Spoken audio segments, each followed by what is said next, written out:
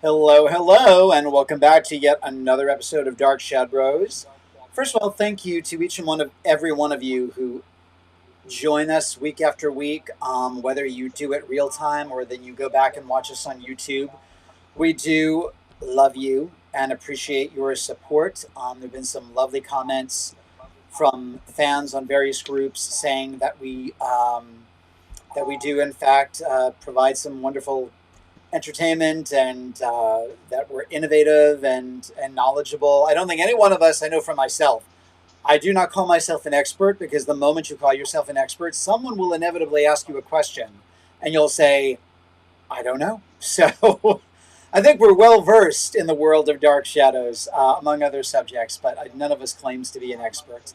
Now, for those of you who don't know me, and there's absolutely no reason in this whole wide world why you should, my name is Peter Mack. I work primarily in cabaret, performance art, musical theater, did a handful of off Broadway shows and tours. I'm also a tribute artist. I work primarily in that field, paying tribute to the late, great Miss Judy Garland, also known as the world's greatest entertainer. There are those who will challenge that statement, but as the National Film Institute once said in regards to that challenge statement, people once challenged that the world was round. So think think about that.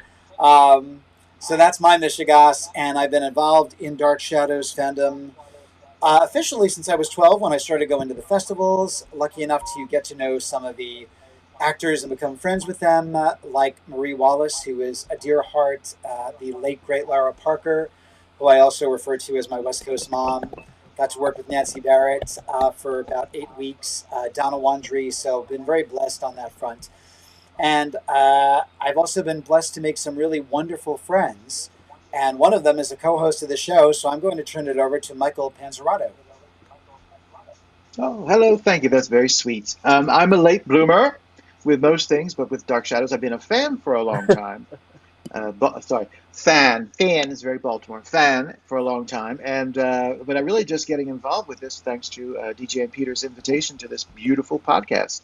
I am also an actor. I do a tribute tour. Mine is Jonathan Harris. He's my guy since I was little, and he'll remain my guy till the day I die. So I do a lot of Lost in Space work and all of those kinds of things. And this has become the highlight of my week. This week podcast.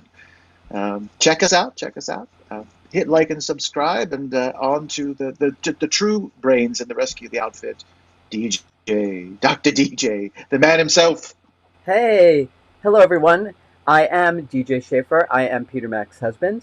I'm also an actor, primarily portray B. Arthur and Ethel Merman and a few other characters, and including one major one we're going to be making an announcement about next week, so stay tuned for that. We live in Salem, Massachusetts, and from time to time you're going to see me look away from the camera, down here or to the side or perhaps down. That's because I am looking to take your questions. The show really works amazingly well when you guys contribute.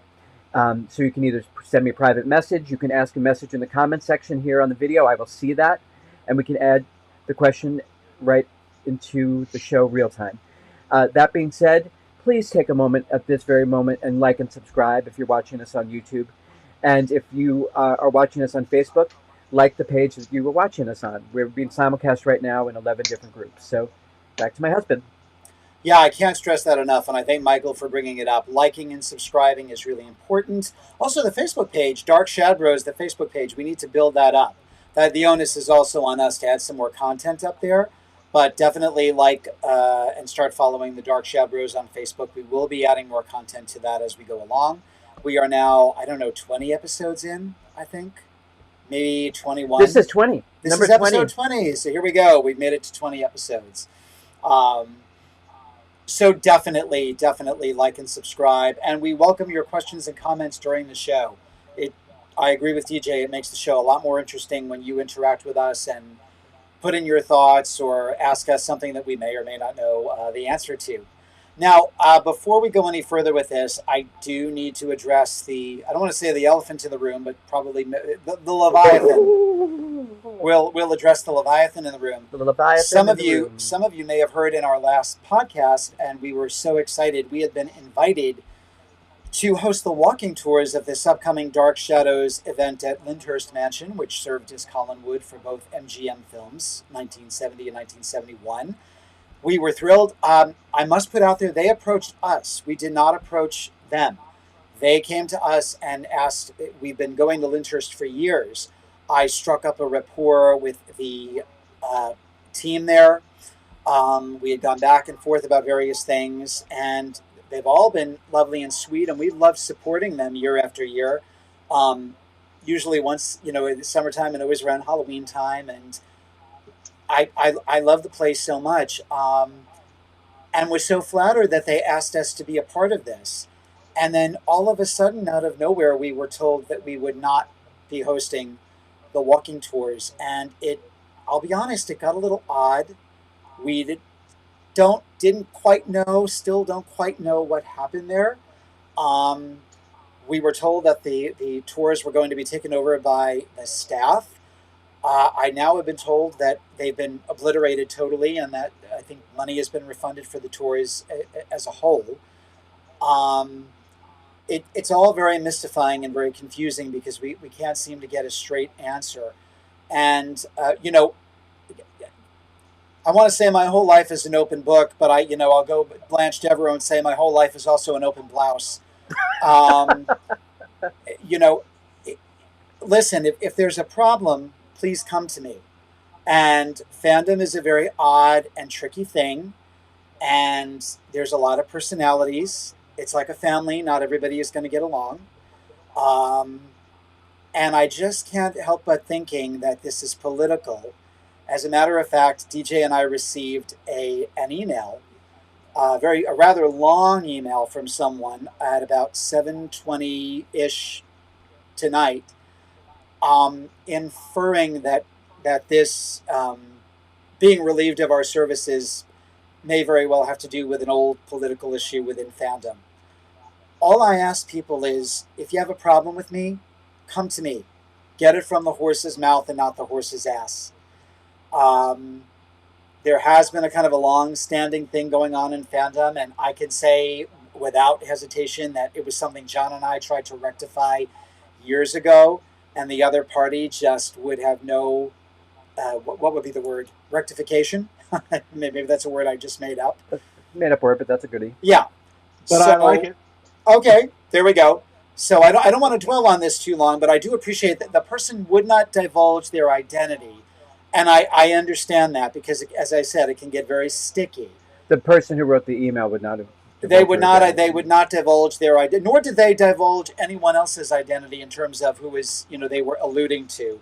But it was pretty clear to John and myself who they were alluding to. They signed off as Betty Hanscom, which, if you remember, she was a kind of I think maybe a red herring to Victoria Winter's past early on in the series in that first 6 months. So, Betty Hanscom, whoever you are, I appreciate you reaching out to us. That was very sweet.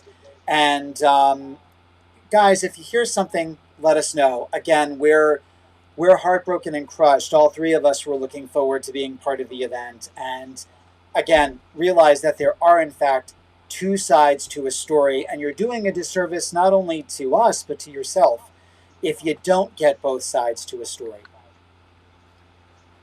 Only thing I will add to that is we have a lot of amazing friends and fans in Dark Shadows, and we're grateful for that. And we also have had the privilege in our lives to become very close and consider several people on the show family, most notably Lamar Hawkins, Laura Parker.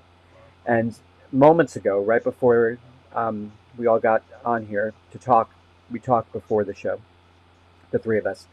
Moments before that, Marie Wallace texted me. So we're blessed to have known and know some of the most special people from the show. So we're not going anywhere despite getting kicked out of leading a tour at Lyndhurst. So, like right. Angelique, we'll keep coming back like a bad penny.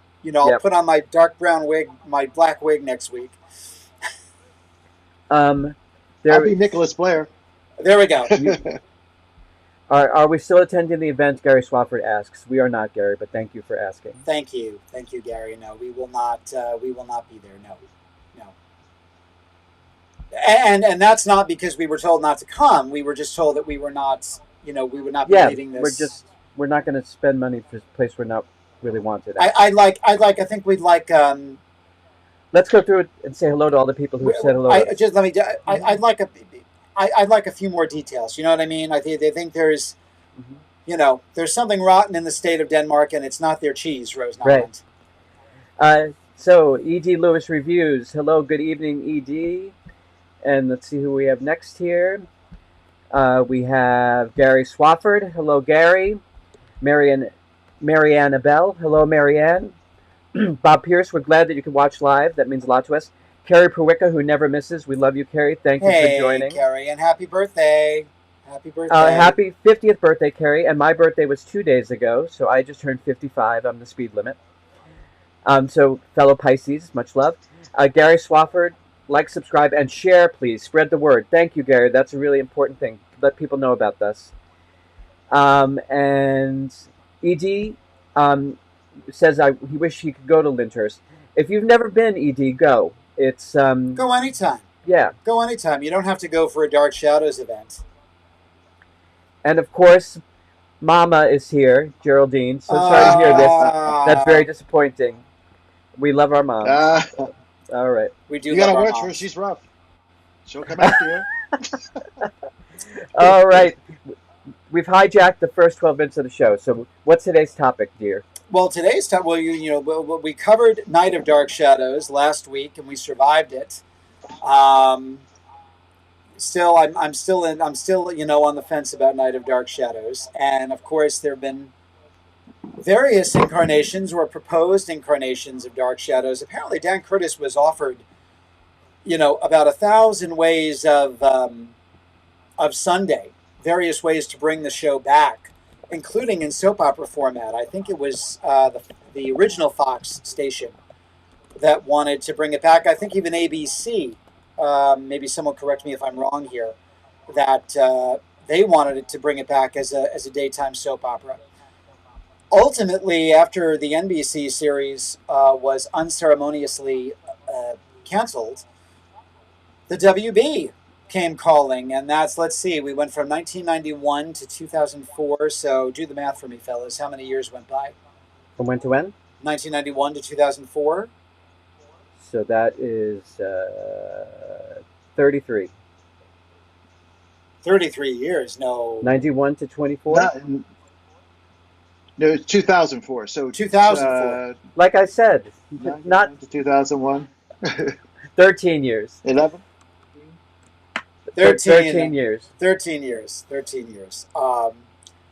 Now, this was a big deal. I mean, I think we were all really excited about it. I think there were fans who had their misgivings. I was thrilled. And I was not terribly familiar, other than Blair Brown, who was cast as Elizabeth Collins Stoddard. I was not terribly familiar with the others who had been invited into it. Now, of course, it did not get picked up. It was never even properly finished, and there were directors that were in and then were out. It was supposed to be a gentleman named Rob Bowman, who was then tied up with other commitments, and then a gentleman named P.J. Hogan came in. And from what I can gather, I wanted to do more of a deeper delve into this, that you had 3 different people with 3 different versions and visions of what this show was supposed to be. And they liked what was on the written page, but they didn't like the finished product in the end. And this was supposed to replace Angel. They canceled Angel. Allegedly, they canceled Angel to make room for Dark Shadows. So... Did Angel get picked up again? I don't know. No? Because I'm not... I love the lead of Angel, David... Borneo? Boreal, something. Borneo. What about you? Are you an Angel fan, Michael? No, it's interesting that you say this, because the other day I was looking at Dark Shadow's impact on pop culture. And one of the there was a show called Passions, which had Barnabas Collins directly referred to. But then Angel was quoted as saying something like they were saying something about him, and he said, "Well, I could brood. I could go around brooding like another vampire all the time." Like, and they said that was a direct reference Barnabas. to Barnabas Collins, and I can't That's remember the funny. damn quote, but I thought, oh, how ironic would that be if they ended up replacing Angel with Dark Shadows. I never really watched it. I was aware of it, and I think part of the reasons I didn't watch it was because I thought, oh God, here they're trying to copy Dark Shadows again. You know, I think I remember as a young person thinking, oh, this is just a sort of another update on, update on Dark Shadows. So I never really watched it, but I was very aware of it. Because I never saw Buffy. In fact, That's I've a good never seen. quote. People are gonna like lynch me. I've never seen Buffy the movie, and I loved Christy Swanson. I had a crush on her, but I've Me never either. seen the movie. So I need to go back and like. There's a list of vampire movies, and some I won't watch because I don't like renegade type stuff. I'm not like that. Those aren't my kinds of vampires. I like my vampires old school. You Yeah. know, so when it gets too futuristic, I'm like, this isn't my cup of tea. I'm not gonna. I know it's not gonna suck me in, so to speak. Yeah, I do have. I'm the same way. Although I do have a little warm spot for the new Interview with the Vampire series. I kind of like that. That's very well done. We haven't seen it. I want to see that. That I We want need to to see. watch it. That I want to. But I haven't That's seen the pretty good. original movie either, which is another. Really? Yeah, no, I never saw the original Interview with the Vampire. No, I didn't Yeah, no, Wow. see that's a Salem's biggie. Lot until 2017. That was the first time I saw, and my friend Sarah was like, "You, Mr. Dark Shadows, you haven't seen Salem's Lot?" And we love that. And I'm The 70s Salem's Lot, the original. Oh wow. that was Well, when I first saw it. it's it shows how well it aged. You know. Yeah, yeah. But I love it because Hmm. it is, even though I know it was his take on Dracula. Stephen King said it was Yeah. my idea of if we brought Dracula into the present at that time, 1975. Now, in the looking back, it's like Dark Shadows. It's a costume piece. Right. And it's Oh got that yeah. that innocence about it. Yeah. Hmm. So And they did keep that in the last one. I have to say, yes, Yes. to their credit. which I believe that it got the same treatment that Night of Dark Shadows got. There's a 3-hour cut. We talked about this. Yeah. So we need to see that 3-hour cut in order to really know if it was, because people saw it, the 3-hour cut in the screeners, and they said it was really good. Yeah. They need to. Is where I'll leave that one. They need to Yeah, put that cut on there. because it Yeah. kind of Definitely. falls with what we're about to talk to you tonight. Now, when this was finally released, it was at the conventions, and it was 2005, I believe, when we got to see it. I don't, because it was made in 2004, so I want to say it was screened in 2005.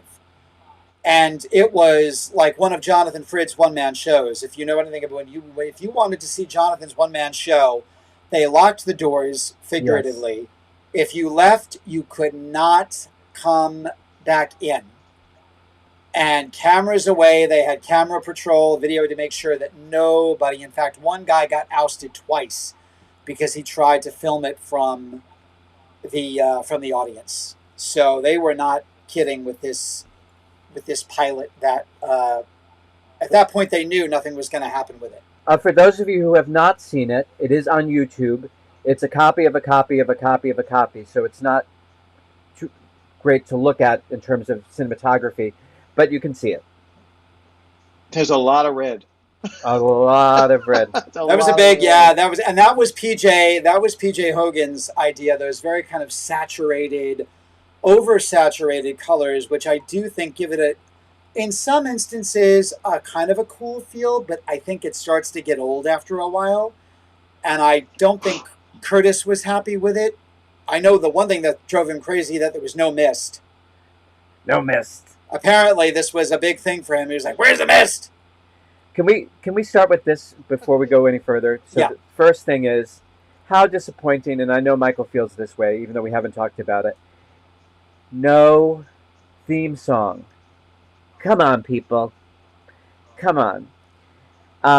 And not to have Josette's Music Box theme either. I mean, just ridiculous. I did appreciate, though, in the opening few moments where she can't get the cell connection, because that really is the disconnect if you're going to have any modern day version of this. Right. Who's this? Who's this Barnabas Collins? Let's just go on Ancestry.com. You know what I mean? So, Right. yeah. And that's something that Mark B. Perry wants to explore in this sequel series if it gets picked up, is that you really cannot get a connection in Collinsport. You're going to have to And cybersecurity. certainly not at Collinwood. You cannot get so that it's devoid of computers, that you can't get a connection at Collinwood. So you'd have to go to Bangor in the morning. To Bangor, yes. As Louis Edmonds used to say, I'm going to Bangor in the morning, yes. Lift the leg and Bangor. And then stop by Pennsylvania for a little intercourse. Okay. I'll tell you about that theme, the opening theme, the My Name is Victoria Winters. All of it was place-held music. So what you're hearing was not going to be in the final cut. I like that piece of music in the very opening. It's from a movie called Jennifer 8. So we've been corrected. Yeah.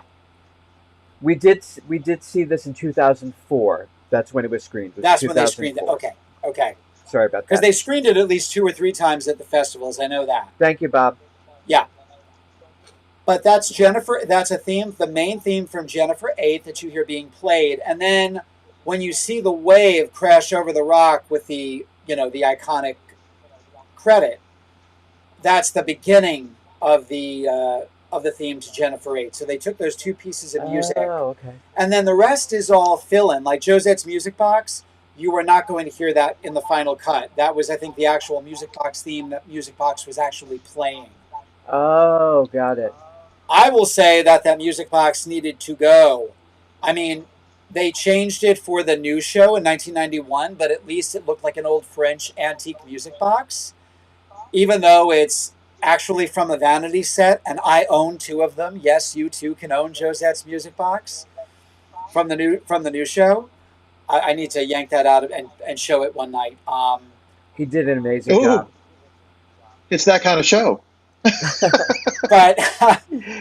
but yeah, it's the Music Box from the original show was apparently, I was told from a woman that it came from Woolworths. Oh, interesting.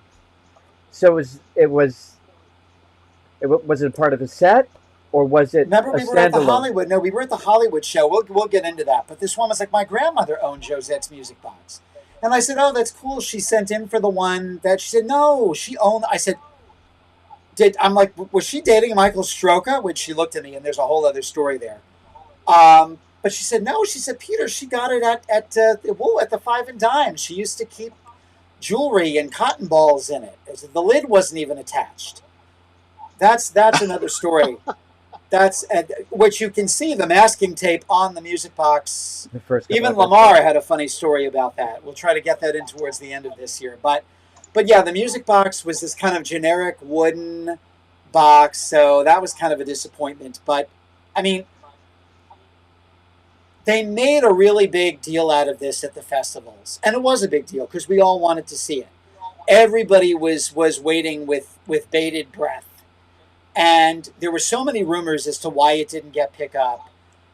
And there were things that Dan Curtis didn't like, and that the WB ultimately did not like what P.J. Hogan did with it. That his vision was not their vision.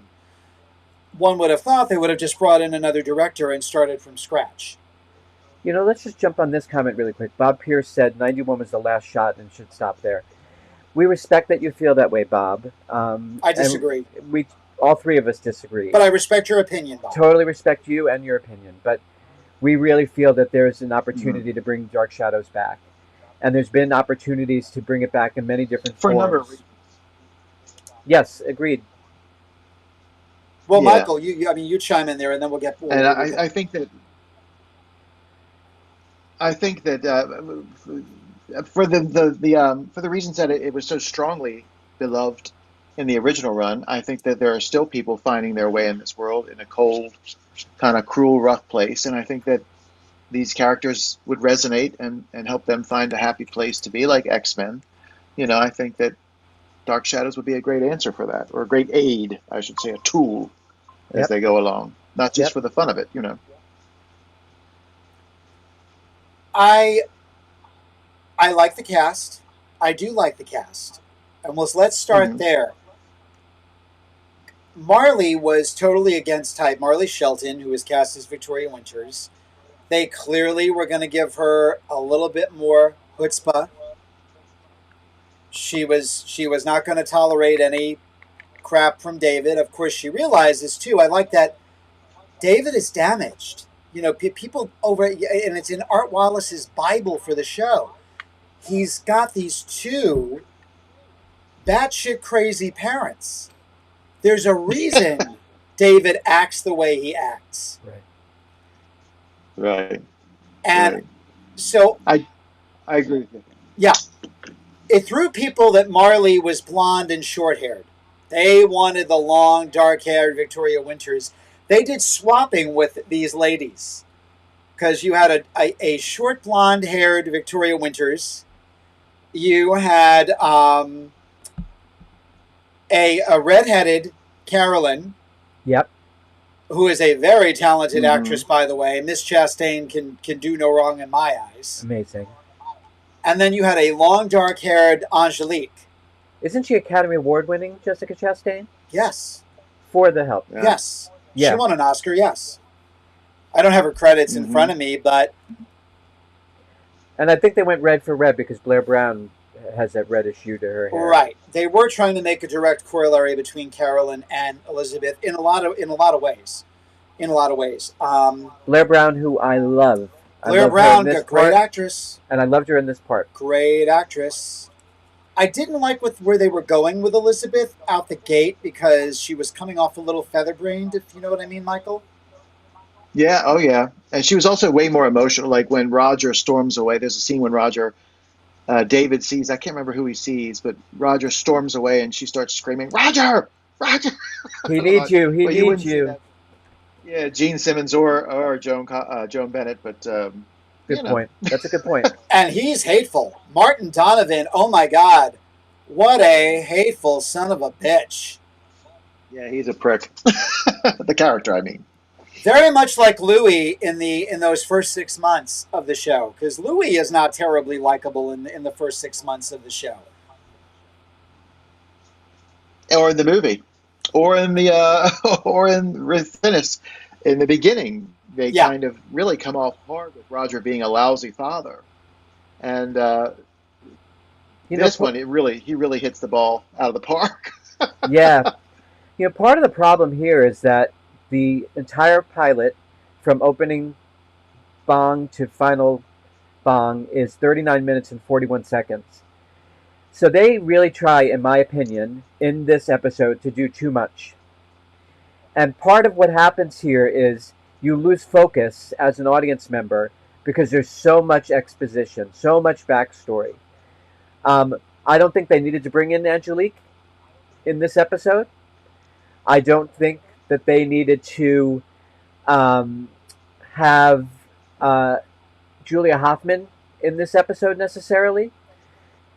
So I think the sheriff would have been enough to handle the finding the bodies. So I think that they could have gone a little bit deeper on the personal dynamic within the family and Barnabas coming back, etc.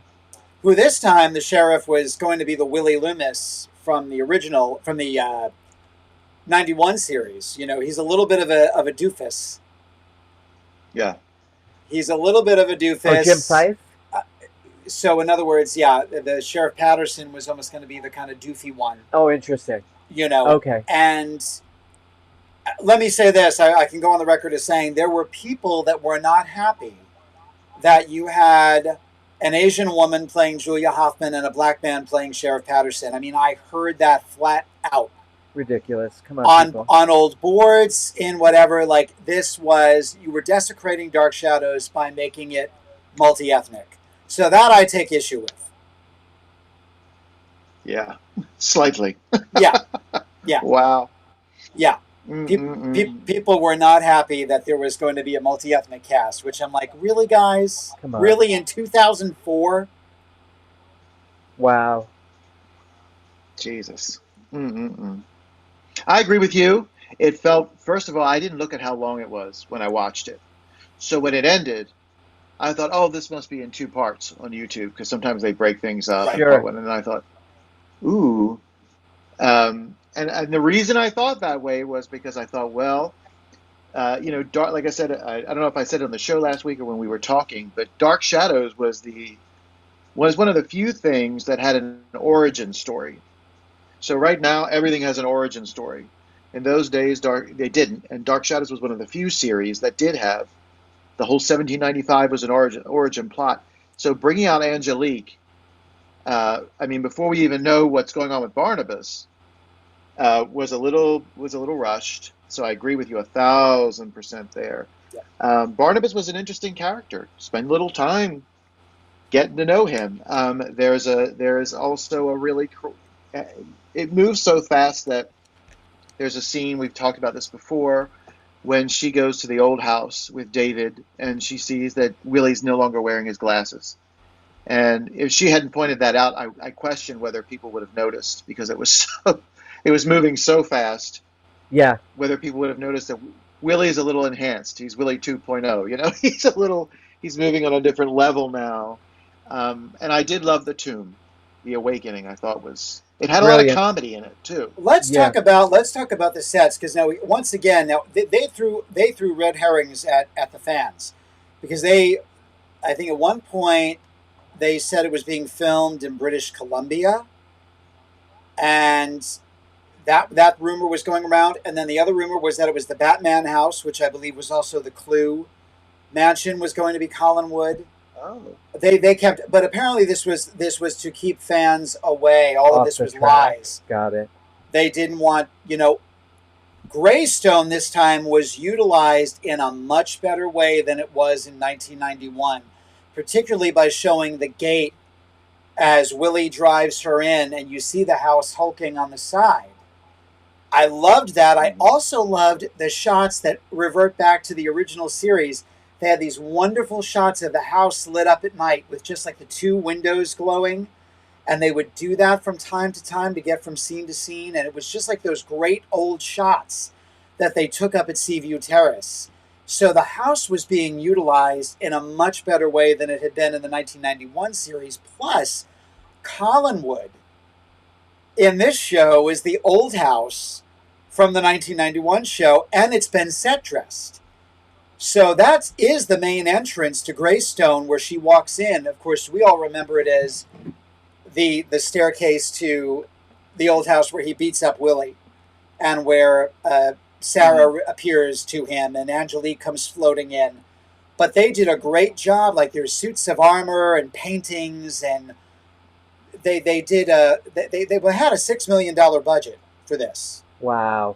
So they really went all out in terms of set dressing, and I thought they did a great job with making it look like Collinwood. Um, because Mhm. it bore no resemblance to the old house, and except that staircase is that staircase from Greystone is so iconic. That beautiful wooden carved Yeah. staircase. But from a set perspective, it was wonderful. It was very atmospheric. Again, I love those establishing shots of the house. It just took me back to the old show in so many ways. The old house, it it's been said that what we see in the distance was going to be replaced with something else because you can't quite make out the exterior of the house.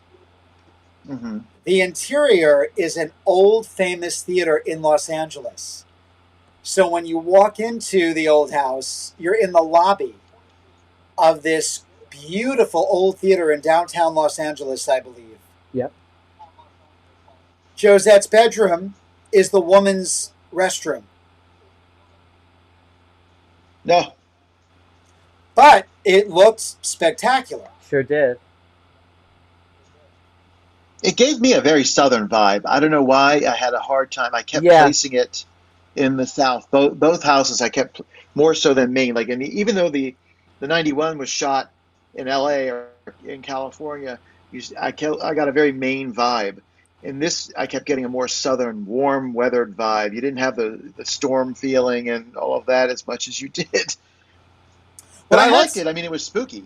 some of Oh, the some of the creepy. backdrop though, some of the green screen they did, like when David barges in and Willie's by the front door, and you saw all those pine trees, with the sun Yeah. setting behind it and all of that. So I felt like they kind of, as best they could, even outside of Greystone.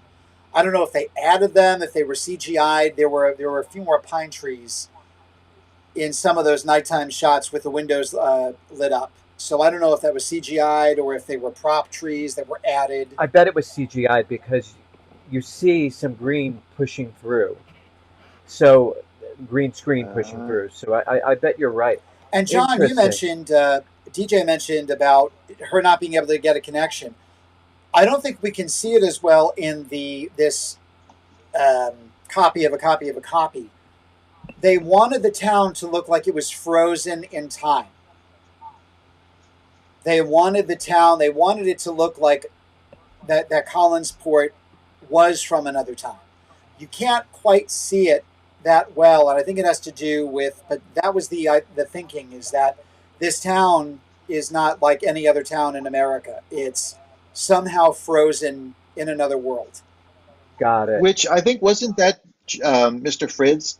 He always said it was like a brigadoon. He thought of it as a brigadoon, someplace out of reality that Yeah, existed someplace on another lev plane or something. we see the blue whale. She looks over and she sees the blue whale, and I want that sign. Whoever has the sign, I want they had a great sign made for it. We don't get to go inside, but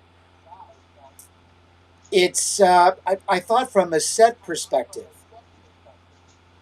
it's a little jarring to see Barnabas lying on a bed.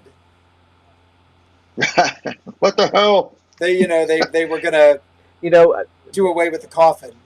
Bob Pierce made another comment, and this is an important one, and I think we're all in agreement on this. It's We all support multi-ethnic casting, so that's not really what the issue here is. The issue here is they cast the whole show too young. Barnabas is too young. I agree with you, Bob. Barnabas is too young. Julia is too young. It's just too young. Well, and I think We were that's just talking about that. But this is the, but I think it's WB piece. but this is it. I think, and I said this to myself when I watched it twice. I watched it last night, and then I watched it with DJ.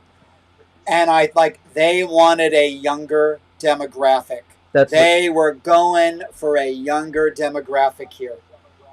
So outside of Blair Brown and Martin Donovan, I believe is his name, Roger. It was because Mrs. Johnson is gone. Now we have Sophia Loomis. It's Willie's younger sister who's the maid at Collinwood. Younger sister, Yeah. by the way. Yeah, which that threw me a little bit. I'm like, why would they get rid of Mrs. Johnson? That made no sense to me. Yeah.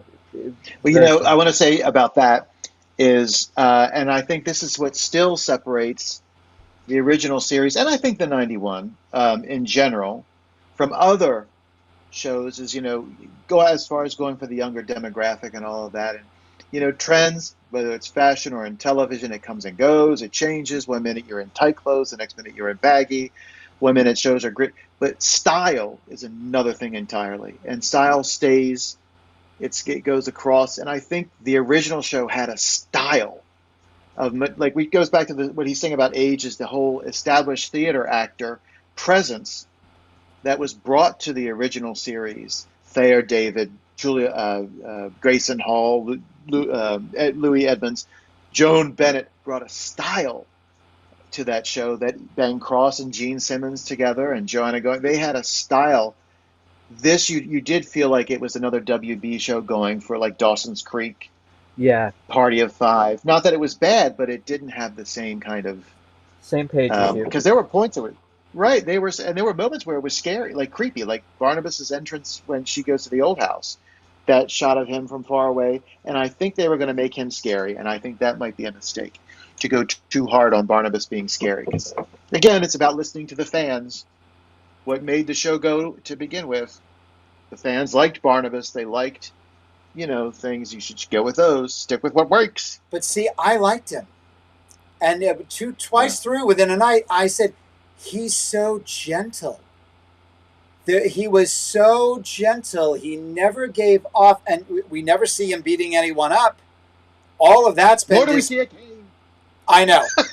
And they fought. We're lucky we got a ring because they didn't want the coat and they didn't want the cane and they didn't want the ring. I think they had to fight for the ring. Remind me. I think that's the demographic speaking again, Peter. I think because younger people can't, and I think that's a huge, because he's born in the 1700s, of Sure. course. Yeah. And he's passionate about his time. He's passionate about maintaining that to a degree. So, but I like what Newman imbued again because this gentility, he's a good actor. Yeah, the way he kisses, and he had much softer features than Fred or Cross. They had much harder, especially Right. Ben had a longer face, and that he's got more like he could be Peter Pan. Right. Interesting choice that they made. I actually had to stop the video and ask my husband a question. I said, Peter, did he just have facial hair? Yes. They made the decision to have facial hair every time he got his fangs. So he was kind of animalistic. I thought didn't that even was notice. I thought that was interesting. It's when after he meets Vicky and then goes into the room, and we do get to see. I mean, I think he did imbue that idea of he's tortured. He even says to Willie after she leaves the house, "Why did you bring me back?" Oh, yeah. Mm-hmm. It's so he's almost sorry, unlike Jonathan's Barnabas, who was, hey, I've said that, Dad, you son of a bitch, you locked me out. You locked me up, and now I'm back. This one genuinely seems almost sorry that he was regenerated. And for those of you who haven't seen it, it's a total throwback to Hammer, right, Michael? It's and it's great. Worth the watch. Well, partly just for the regeneration scene. If you're a vampire fan, it's a hell of a fun scene when they let him out. It's not just Willie. I agree. That scene, even for me, who doesn't like blood. Well, I think, and you know who that is in the coffin? Who? That is Billy Butcherson, Doug Jones. Really? From Hocus Pocus? That is Billy Butcherson. He is one of the Barnabas stand-ins, and he is the Barnabas that comes out of the coffin. Yeah. Wow. Yeah. That's cool. Who was it? I froze. Doug Jones, Billy Butcherson from Hocus Pocus. I kept looking at him thinking because he's got that gaunt thing. I thought, well, he that really reminds me of. Oh my God, that's crazy. I think there were. I'm sorry. I think that there were three. I think it was Doug. I think there was someone else, and then Alec also put on the makeup. They had like 3 versions of that Barnabas. So Alec inevitably wound up wearing the makeup, but for that initial scene, it's Doug in the coffin, and that scene is very effective. The only thing I didn't like is that all of a sudden it turns into a slot machine. Right. Yeah. He turned her into a husk. Right. Before they got all the cherries, he turned her into a husk. And he had the other guy, he had Willie pinned down by his foot. I thought that was great. Yeah. He had her up in the air with his arm and Willie pinned down with his foot. Yep. And then he bit her, and it was horrible because Willie had to watch her get drained. Yeah. And he was unable to move.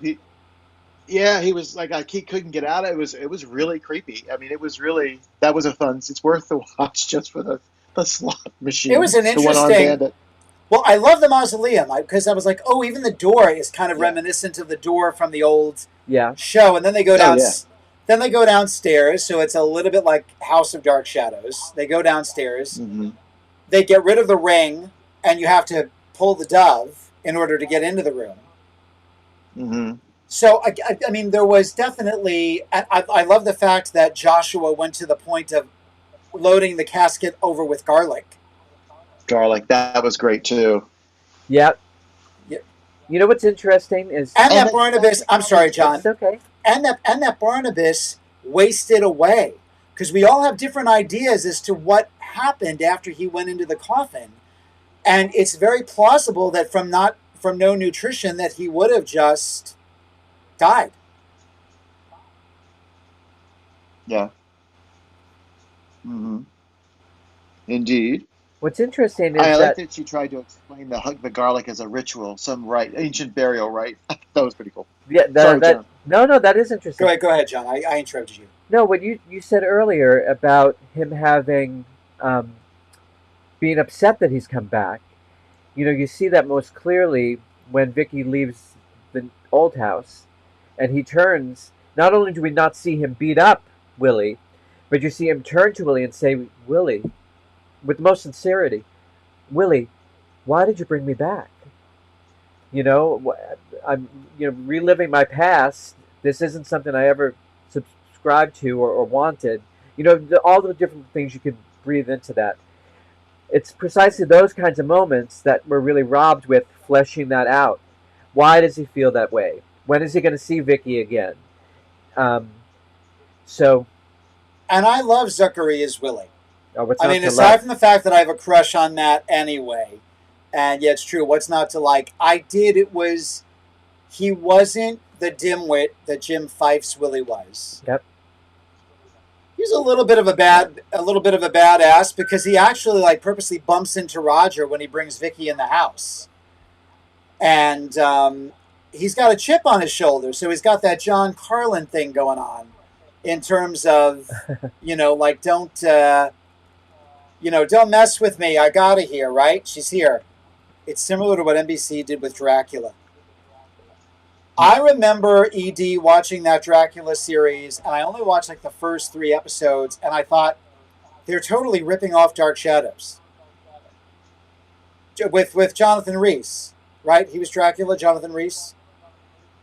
I don't even remember it. They borrowed a lot. What's the from Dark Dracula Shadows. series that we love? What's the Dracula series we love? Oh, we like the one with Clay Spang, except for the last episode where they went into the future. That was with Dolly Wells and Clay Spang. Loved it. Did you see that one, Michael? Oh, Mark Gatiss wrote it, who is a huge horror film but Hammer fan. And if you watch that show, when Dracula's on the boat, the ship, there's a portrait of Christopher Lee. And then wow. they did something for Cushing, and then Dolly Wells actually does the Peter Cushing move to expose him to sunlight, literally. Yeah. Runs across the table and all that kind of stuff. So it was that's an iconic moment in horror film. So yeah, I love that. And there's a little nod to Dark Shadows in the present day, because there's some treatments. There's some treatments, and then there's a nod to Blood for Dracula, because when he bites her, and it's for a different reason in Blood for Dracula, but he starts vomiting her blood because it's not pure.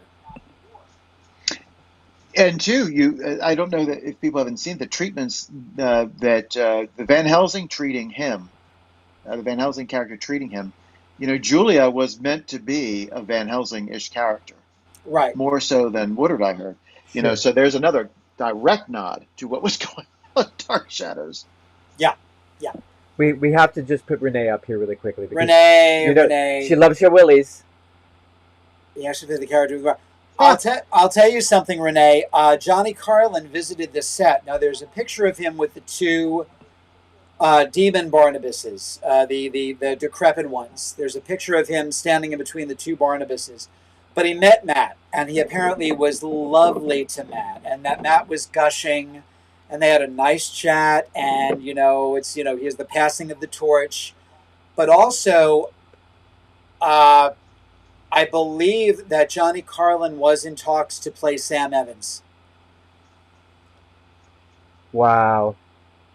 That they were courting him for Sam Evans, and in fact, Sam and Maggie and Sarah were in the original pilot script, but then they scrapped them. But that they did want Johnny Carlin to play Sam Evans, and that they fully intended on bringing the character of Burke Devlin back into the show. That would have been interesting. Yeah. Oh, Burke. Yeah. Burke. I have a feeling if it had gone on, and they had Johnny Carlin, that they probably would have went to Laura and to Catherine and Selby, the same way the other show was going to do that. I think they would have started to integrate the original cast members into it. But I thought Matt, I mean, he's cute and he's sexy, and you can also see he plays both sides of it. It's interesting. Like Frid said that he would play between two poles. When Mhm. when Vicky and David get caught there, and Barnabas is happy to see Vicky, Willie slams the door shut, and you wonder, is he thinking, I know he wants her, and this is probably going to be an initiation? It's very interesting the way Zachary plays that. Then he takes David back to Collinwood, and just as he's about to kiss Vicky, Willie turns the lights on, and it's obviously a generated light that they're using for the workmen. And you see him get really, really nervous. And then it harkens back to Willie, like, I don't want you to hurt her. Yeah. So that's Or when he's jealous. Oh, or he's jealous. Or he's jealous. Or he's jealous. Although the Because girlfriend was cute. I kind of thought about. I thought that when he threw the light on, it almost reminded me of Julia getting involved a couple times with Barnabas and Victoria. You know, her little tiny catty things that she would do, and it kind of reminded me because now he's enjoying life on a whole new level, and Right. I have to think because I mean I think there was a little bit more to this Willie and Barnabas than Agreed. perhaps past Willies.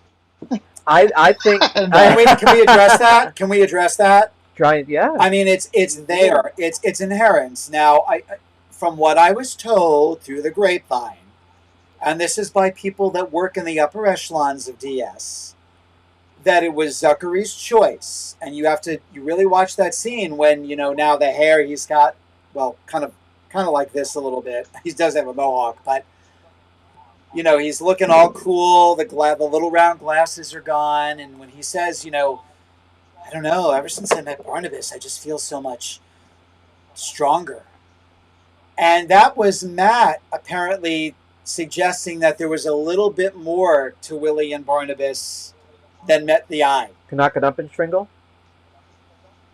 it is not old Willie.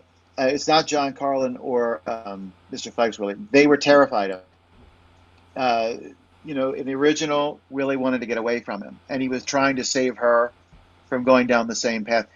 When you say somebody has changed you for the better since they've come into your life, you're not worried that they're going to upset this other person's life. You're Right. worried that they're going to upset your current position. Yep. And all of that. And I feel like he didn't want to lose. I think it was more of a rivalry thing, maybe. I mean, when you say, "Oh, my life is so much better now that he's in it," you're not like, "Oh, he's going to hurt her. He's dangerous, and the kid's going to lose his." It's more like, "Bitch, please,"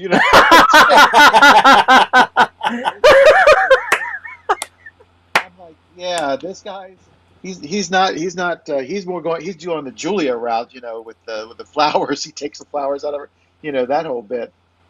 Oh, that's funny. But allegedly, Mr. Curtis, when he saw those dailies, that he was pissed off. He was not too keen on that idea. And hey, I would have loved. And I also noticed too. And Vicky doesn't. This is where she's a little dense. When he turns, you can see the bite marks on Willie's neck. Yeah. You can see the wounds on his neck, and she doesn't pick up on that. She's just admiring the work they've done in the house. Mm-hmm. But I don't think it would have been a leap of the imagination if the WB had said, look, we're going to appeal to all of our demographic, and if we would not have seen Barney Boo nuzzling on Willie's neck, and I would have paid admission to have seen Alec Newman, giving Matt Zachary a hickey. I've said it. It's there. And It's there. I love Matt Zachary in Gilmore Girls. He's so good as one of the boyfriends. And then he has Suits. in Suits. I love him. Yeah, he's adorable. He's What do we know about this guy who co-produced with Dan, John Bell? John Wells. John Wells, I'm sorry. Because I thought John Wells was supposed to be involved as well in the Burton movie.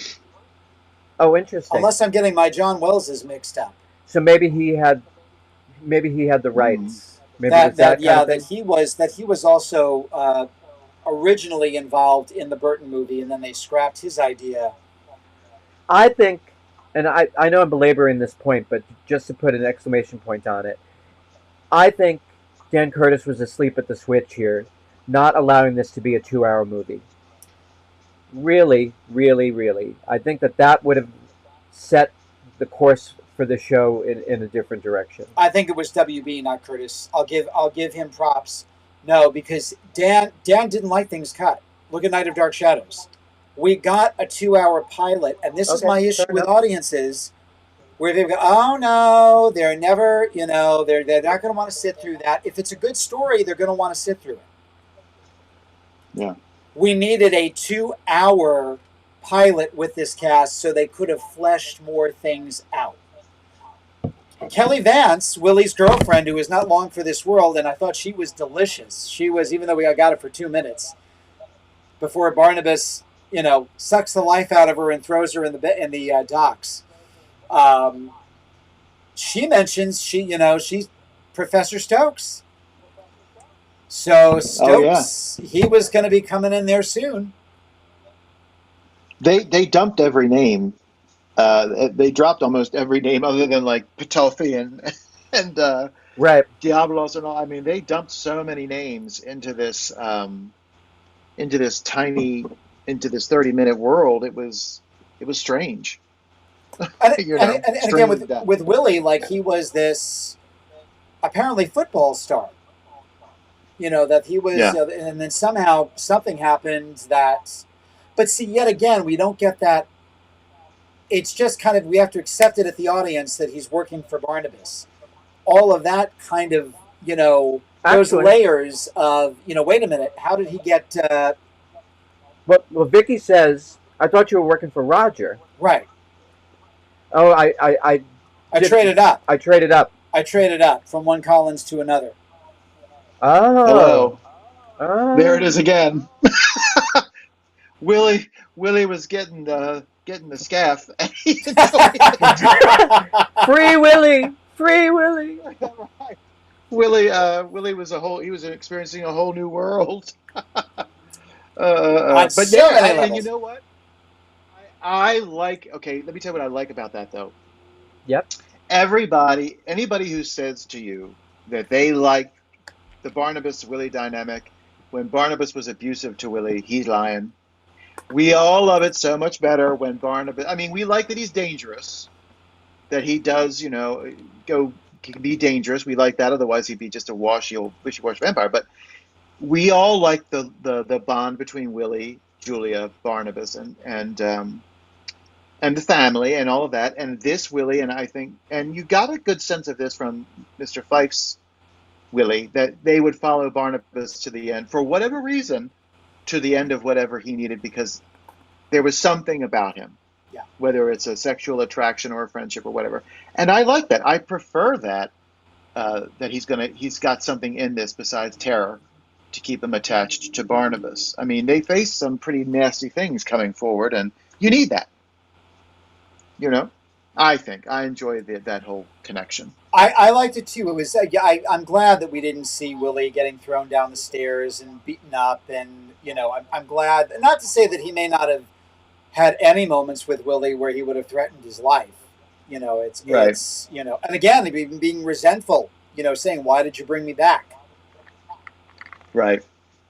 And if you're not going to bring up if he's not going to kidnap Maggie and do all these other things, like, we have something to explain that the whole traumatic thing. If he didn't go, then why have him beat Willie to death and all? We don't need all of that. Just, if you're going to start down the path of their new adventures, then we don't need all of that against Willie. He can take it out on somebody else. Yeah. E.G. Lewis wrote, I meant, that is a trade-up.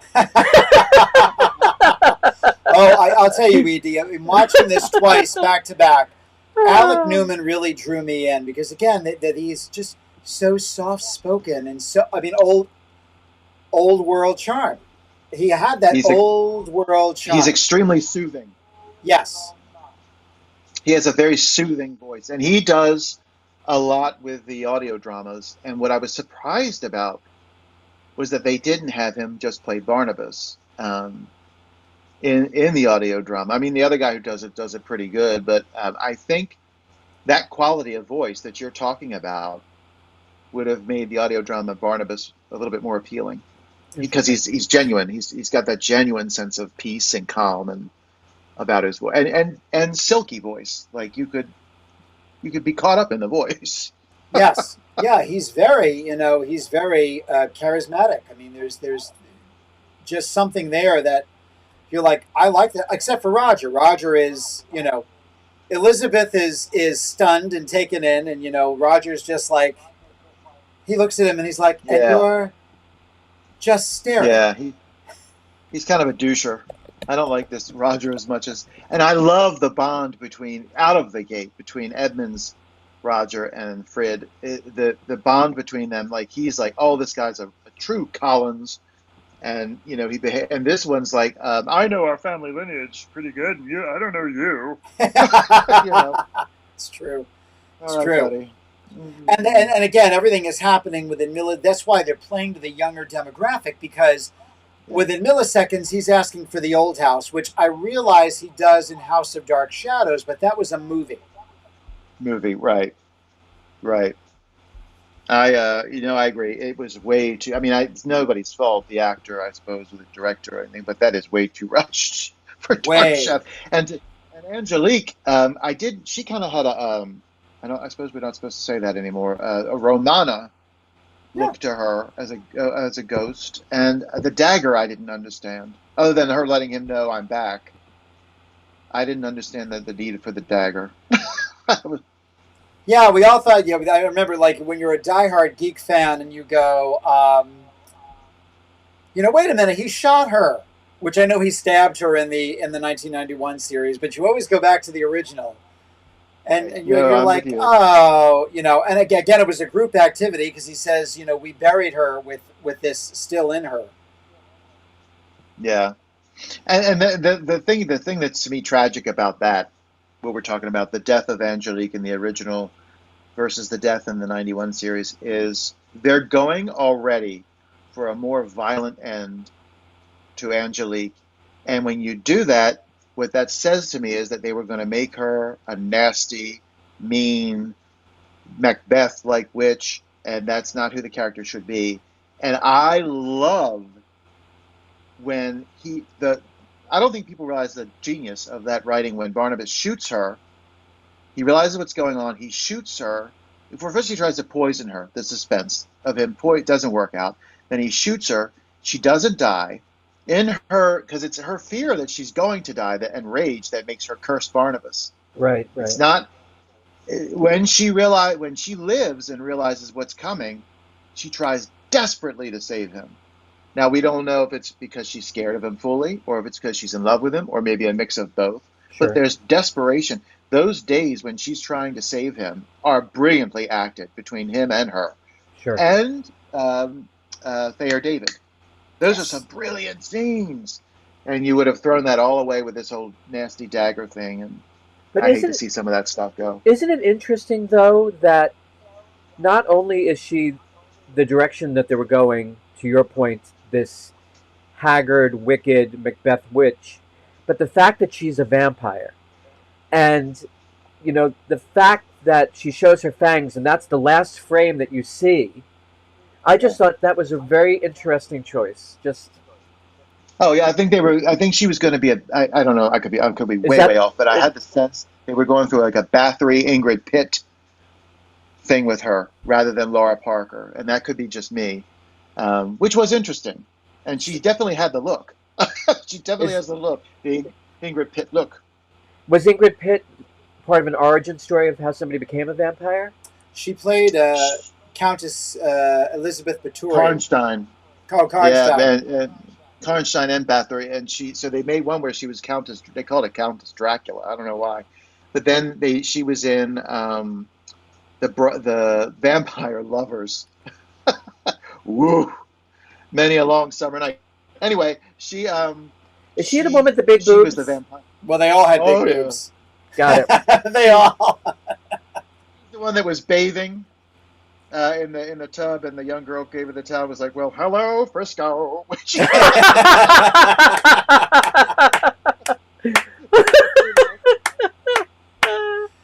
she See, told. that woman had the quality. Yeah, she told the story at the Dracula Centennial where I forget what movie, which one it was, and she said whoever the actor was, she said he was fiddling around with my Tom and Jerry, and Tom and Joey. with my Tom and Jerry and his mustache. I guess he had a face that went whoop right right in between. They had to cut because this guy's mustache went right in between her cleavage.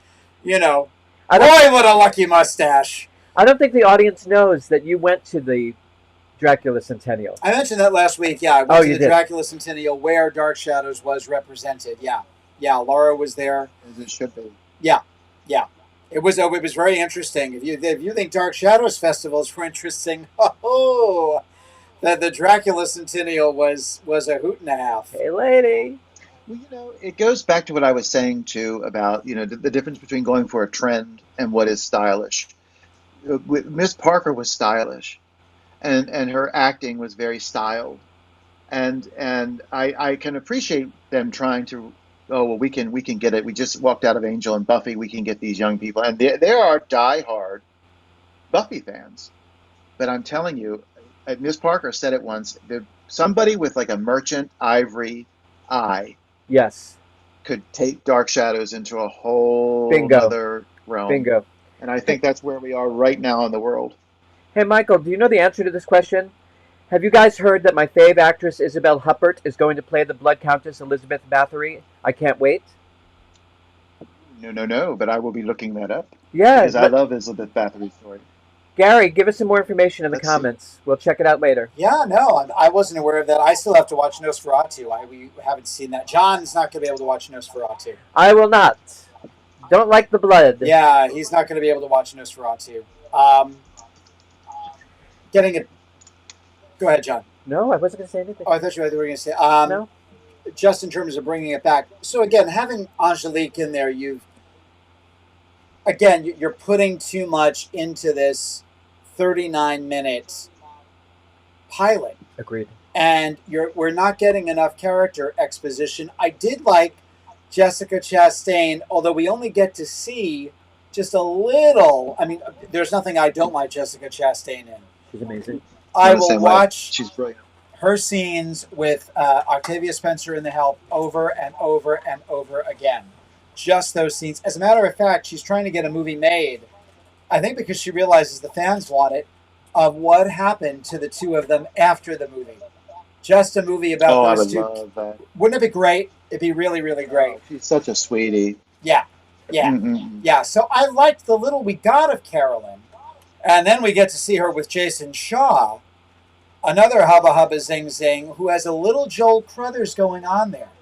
There's a little bit of Joel Crothers going on there. I was disappointed when I saw the pilot because a friend sent me photos of him. He's an actor and a model. And in the modeling shots, he was more all-American boy. And for this, they made him grow his hair out, and he had more Hair scruff. long, yeah. And still sexy, and seemed sweet. He had that hometown boy thing, when he says to her, look, Right. Collinsport is my life. My family is here. My friends are here. My work is here. So he still had that thing that Joel Crothers had about him, and we don't get a lot of him. It's kind of fun to see, Jessica Chastain was working his left nip like nobody's business. Tune in Tokyo. And according to Variety, Elizabeth Hubbard is going to be playing the Blood Countess. Ooh. So Well, there we are. I look But forward. Jessica Chastain, I think I said something to you. I said, "Is that Jessica Chastain playing Carolyn?"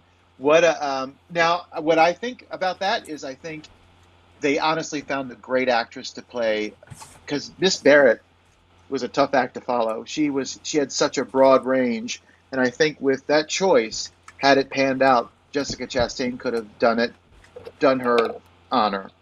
I think she did if we'd seen more of her and all of that. But yeah, I I liked that was very excited. she had the giggles, which is something Nancy Barrett used to do a lot. Right? Her Even Carolyn as was, Millicent. yes, she would get the giggles, and I said, did she watch any tapes? I wonder if that was a pure character choice, or if maybe she watched some of it because she had the giggles, and I thought, oh, she's going to be fun. She's going to be a fun, Yeah. quirky Carolyn. Yep. Nosferatu I agree with shows. I didn't realize Nosferatu shows his pecker. you. Talk about a steak and never mind. Whoa! Thank you, Gary. I did not know that. I didn't notice it You because know, he's mostly a rotted old man, so you're probably not looking for it. But now my mother will be rewinding it. it's it's like, but you see, Remember, it's what do you my remember mom. the '80s when Patrick Swayze dove off of a diving board and everybody said you could see the tip of his, and my mother and my aunt went out and bought the magazine and they were looking.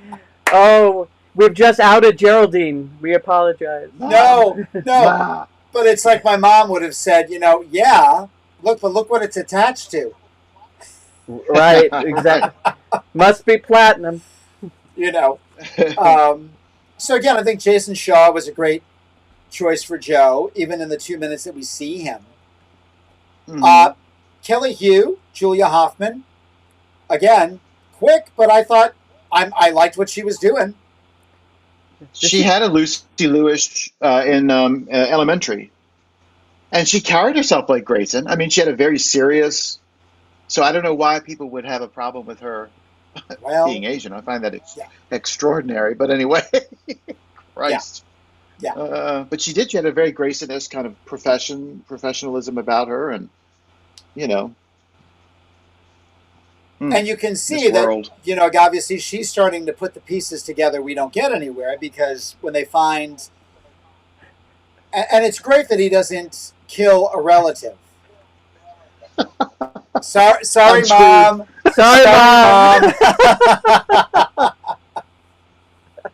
You're in good company. Oh. You're in very good company. But it was great that they Uh, sacrificed Willie's girlfriend and not a member of the family. oh yeah. That they, Oh yeah. yes, completely agree, because that's where it goes off the rails in In 1991. 1991. Yeah. Yeah. But that scene where he gets Carolyn and hoists her up, I thought, is that like Lost Boys? I'm like, is that like a Lost Boys nod? Oh, it sure is. Yeah. It took me a minute to watch to realize what was happening because That's a I good thought, point. ooh, Carolyn's being wait. I thought she was up in a tree for a moment, and I was going, "What? What am I?" It took me a few minutes to piece that together, and I do love how she was at the window saying, "Please come back," or "Please." That was very Christopher Lee. They had that a lot in the in Hey, those in those Hammer films. keep me honest here. Does Zachary have a bite on his neck?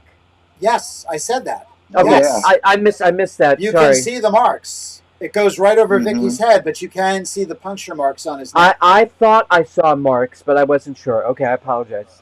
Yes. I would have bitten a Yeah. little lower, but that's okay. Well, hey, Wait. the way he's behaving, I think he might have.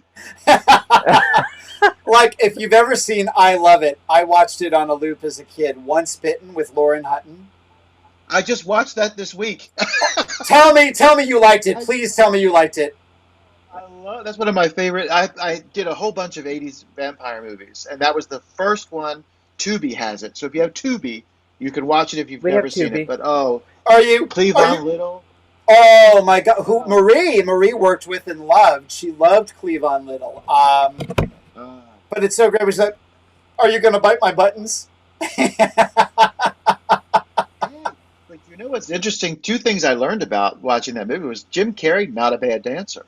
No. He was keeping up pretty good with that girl. And the other is he would have been a good vampire. He had the look. He could have been a good, and he looked like Jonathan in 1795 when he came back. The jacket, the black jacket that was sort of cut, that he wore all the time with a purple cravat and all that. I thought, I wonder if they did that on purpose. I never noticed it as a kid, but Yeah, there's a lot of nodding to Barnabas in this. Oh, I yeah. love that movie. It's a great movie. It's funny that you bring up Jim Carrey because Jim Carrey was, and this does tie in here because I was watching Shirley MacLaine in an interview. Jim Carrey was the top choice to play Darren Stevens in a Bewitched film Interesting. That would because have been great. he has He's all perfect. of Dick York's. York. He had the same kind of spastic face Hmm. and a lot of similarities. And Shirley MacLaine was saying, the problem with the film was everybody knows these characters. They know Darren, they know Endora, everybody knows Bewitched, and we didn't give them what they know and love. And she said, "Pardon me, but Will Ferrell is not a leading man." Right. And they went with this other bizarre story. She's like, "We didn't give the audiences the Bewitched they knew and loved." And I don't blame Nora And Ephron. And neither did she. I think Nora was going by what the studio wanted. So I think, and because it was supposed to be Ted Bessel from That Girl, he was supposed to helm Bewitched, and then he passed away. and what a great Endora. I mean, the casting was perfect, other than the Will Ferrell. Now that I know it could have been Jim Carrey, Jesus. Yeah, But I mean, Endora and Michael Caine as the because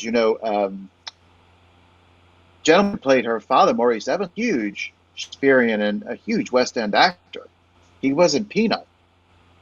Aggie Moorehead, and then you even threw in Uncle Arthur. So they had the right idea, but Marie Marie Wallace just wrote back. that is so interesting. hey Marie. Oh, I had mentioned to her. I texted her real quick, and I said we're talking about Cleavon Little, and she said he would love the idea from Beyond that we were talking about him. So yeah, That's sweet. That's oh, great. he was great. But again, He was great. with here she's saying, you've got to appeal to the fans. When you don't, you're Hmm. going down. It can be very. I think it goes one of two ways. Either if you go so far out in the other direction, it might work in your favor, or I think the more common one is it's going to tank because you're not drawing in your core audience. right. My big beef about Lost in Space, and I thought the series on its own was a good show, but making the robot an alien and not look at all like the original robot. Um, I think that was a huge mistake for so many reasons because the limits on the costume look like the limits that we would have if you sent a robot out. So he looked more realistic to me. The gender swap thing, I don't have a big problem. Parker Posey did a wonderful job. I think I could have done it too, but Yes. but at least make the robot look like. I mean, like the fans, you need 3 years it took to get a decent Picard spinoff, and I love the spinoff, but I know what they were talking about. They didn't hit it until the last season because they wanted to see the cast. They Bingo. wanted to see everybody come back. Bring Bingo. them back. What's the problem? you know. Yeah. I agree with you. That first couple seasons are good, but that last season is magical. I Yeah. also I noticed mean, you're too home again. Literally. they did imbue humor into this when she comes and arrives to Collinwood Oh yeah. and she's late and it's not his fault. I asked him to give me a tour and see all the highlights and Roger says, "Oh really? Both stoplights?" They had a lot of Willie and his girlfriend had a lot of cute going into the tomb. They were cute, together and Yeah. funny Knock and knock. Who's there? Hopefully nobody. The knife it was when she gives Barnabas the knife and she's like, "No, no, no. You keep it. We don't want David to have it." right, exactly. Oh, what was the trivia Yeah. you told us right before the show, Michael? Who was David? Oh, David, are you ready for this? Is the voice of Nemo in Finding Nemo. How about Gould. that? Wait, wait. I got his name here. Wait a minute. Alexander Gould. Alexander Gould. Yes, Alexander Gould. I've got all the. Oh, and this. I'm sorry, I didn't mention this at the top. Uh oh. Here we go. Now it says here. Hang on. And I think this is Wikipedia here. The average unmarried female. E.J. Callahan, who was the old man on the train. Yes, who's done everything. Did you get a good look at E.J. Callahan's face? Yeah. Mm-mm. Yeah. Do you know who that was supposed to be and who told them thank you but no thank you but no thank you? Drum roll, Jonathan? please. Jonathan Frid. I didn't know that, but I saw the nose. Yeah. I Yeah. just looked at the nose and I was like, oh, oh, wow. Yeah. Yeah. It's a shame that he didn't. I mean, one line, don't worry. They can't hurt you. They won't hurt you. So that would have been cool if Jonathan had done the little cameo. Wow. Yeah. It would have. It would have. The opening on I the love train that you is said great. that he was also approached as Joshua in the 91 revival. That would have been 91? so nice. Yeah. Would And you, Mr. Carlin as Sam. As Stokes. Well, Been Stokes in perfect. Stokes in 91, and then Sam Evans in WB. Yeah. Perfect age. we do get My Name is Victoria Mhm. Winters, so we'll take that. We get My Name is Victoria Winters. That's all they really keep of the original speech. Again, the music, we don't know. I don't know if Colbert was being courted to do the music or not. What a mistake it would be if he wasn't. Come on. You He know, was alive. He was it working. would be well. That was one of my gripes with the Oh, Johnny you know Depp what? I movie. was just going to say this earlier.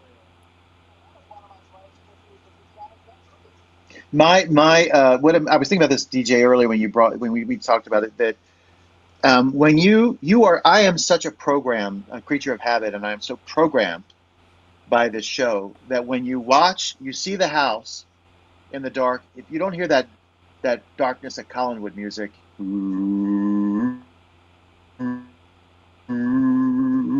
it feels like a failure. And the opening segment and all of that, it would have been so dumb not to get the original music and maybe something extra and something new. Even now, I think that if you don't use whatever of that old score you can get, you're being very, because the character, like you said, in the housing, the housing and the music are characters in the series. You have to have that. It's not going to be Dark Shadows. I think also because I think Bob Pierce pointed this up, and then maybe Gary as well. It's like a Broadway show. A Broadway show, you do it if it's a hit. Other people are going to come in and play the role. That doesn't take anything away from the fact that Robert Preston will always be the music man, because he Right. not only he got to do the movie as well. Ethel Merman as Mama Rose. I mean, but yet if the show continues, or Funny Girl, Barbara Streisand leaves, it goes to Mimi Hines. I do think if they keep it set in 1966, Yep. the thing is, it can't be a carbon copy. This is like with the Little House on the Prairie series that's been, given the green light. And the original cast is doing damage control because they know the company that owns it. It's the same people that did the original. But they've said it's not going to be a carbon copy of our show. That would be stupid. They can't just redo everything we did, plus the fact that Michael Landon skipped over things and got them right to Plum Creek. So she's like, look at me. So my character, you're not going to see it all right away because she doesn't figure into Laura's life Right. right away. So, And it would be impossible. yeah. So, to recreate it would be, to not recreate, but carbon copy, but possible. yeah. So if we're going to have a new Dark Shadows, they could take the stuff we love, but you've got to allow writers to put, if you agree with me on this, Michael, they've got to be allowed to put a new spin on some of the stuff. It can't just be a carbon copy. Oh, I agree. Yeah. Well, There's got to be just something leeway. small. Yeah. We talked about about Angelique possibly being mixed race, that it would make sense, totally makes sense. and it would open up a whole nother demographic. It would, there are a lot of things that should. William and Barnabas, the relationship, we just talked about that. There are a lot of things that, but keep the general flavor. I'm sorry, DJ, I didn't mean to cut you off. No, I think you're completely right. I think that there is a sense here, reading through some of the comments behind the scenes, that there is there's the camp like us who think that the show can be remade and should be remade. There's the camp that believes the complete opposite of that. It should stop. 91 was the last good try. It should stop. And then there's the people in the middle. And one of the things like Gary Swafford keeps bringing up, he's certainly in the middle, where Doctor Who was successful in giving the legacy fans what they know and love and have become accustomed to, while still attracting younger, new audiences. The introduction of Jinx Monsoon as one of the supernatural characters, the fact that the Doctor has changed sexes so many different times, and sexual spectrum, gender fluidity, that whole thing. So, I really wish people would open their minds to, and hearts. Let's forget minds, but open their hearts to that there really is an opportunity here.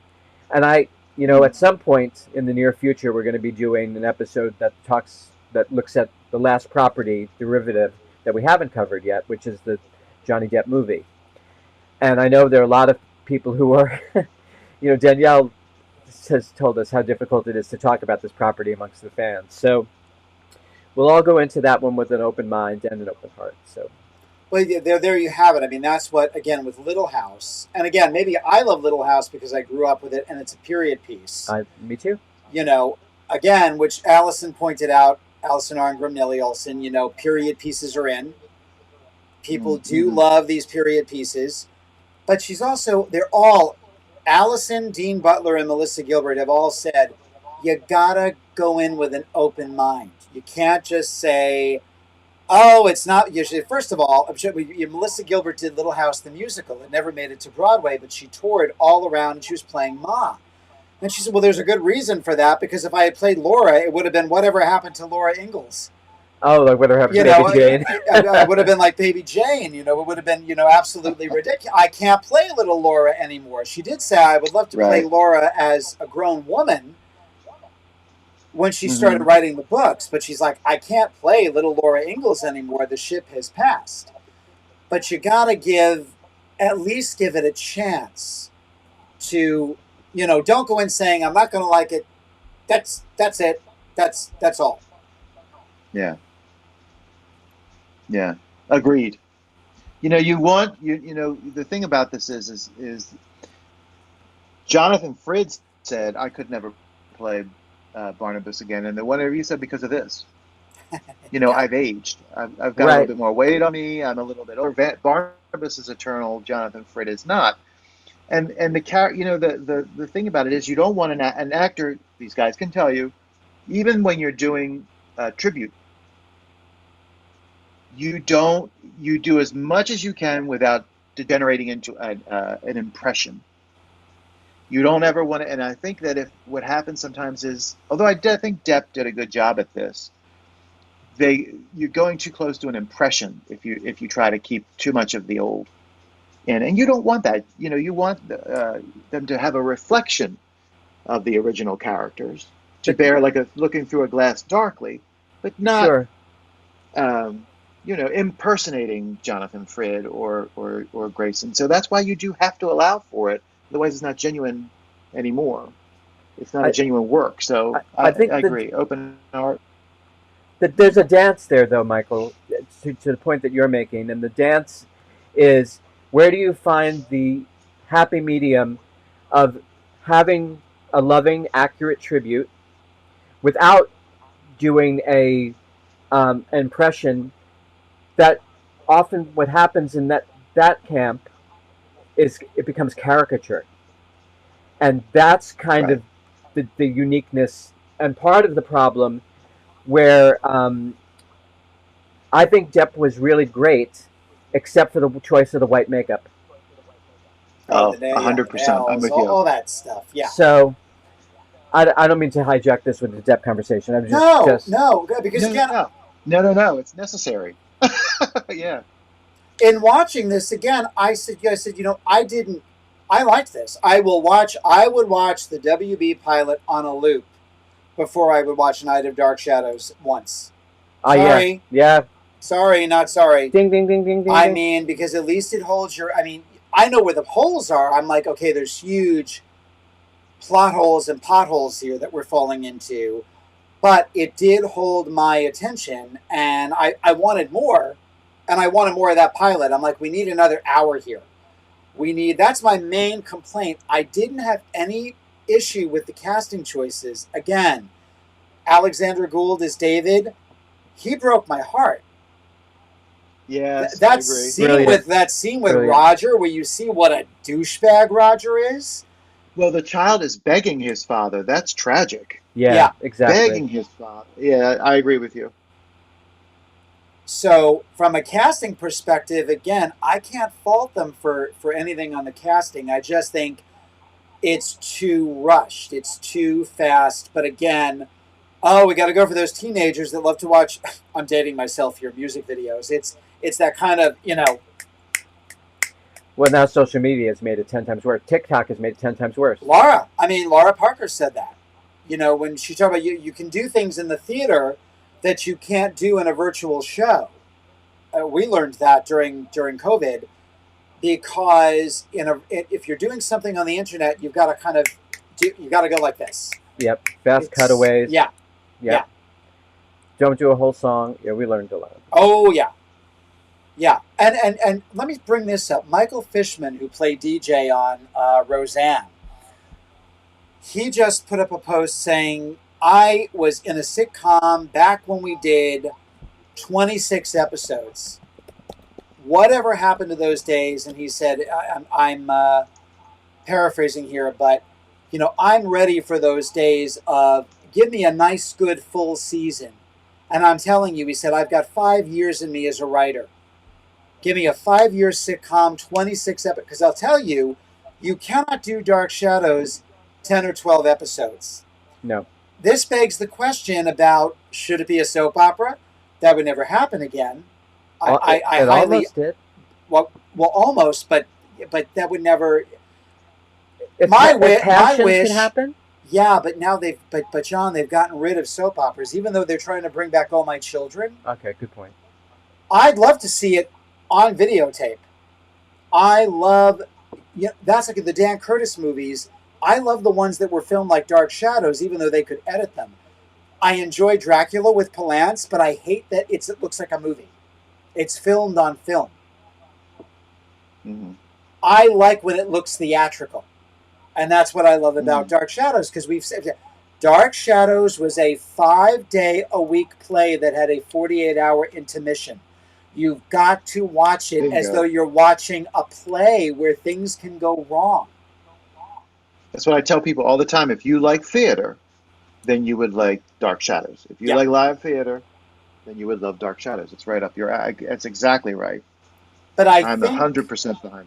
Look, if they had come back in 1991 and they were going to do the Quentin story, and we even read that they were thinking of throwing away the 1897 flashback, which I know fans would have been majorly pissed off about.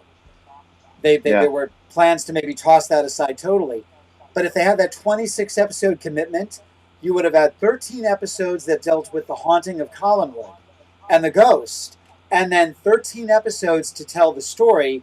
Now, where do you start and where do you stop with the cuts? Do you cut Rachel Drummond and bring in Lady Kitty Hampshire? Right. You need Count Petofi. Are you going to have Magda and Sandor? I mean, what was going to get cut from that 10-month storyline to make it work in 13 episodes? Good point. True. Absolutely, because you have to have Petofi or no portrait. Exactly. My guess is like Rachel Drummond and Tim Shaw would have been totally disbanded. They would have gotten rid of them. Yeah. I mean, and when you think about it, this is sort of what I was saying with the Willie and Barnabas thing, and why I think personally the show is needed. There are also so many things you could do that would make some of these characters so much more broader that you couldn't do in the 60s.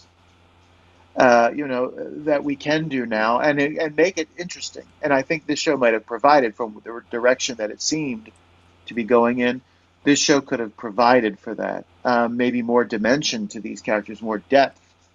Um, and I don't mean Barnabas and Angelique, I mean the other characters. Sure. You could have had, you could have actually shown them having relationships with people, and creating a stronger love triangle, or something along those lines, that I think now we could do very well. And I think that show could have gotten away with it too.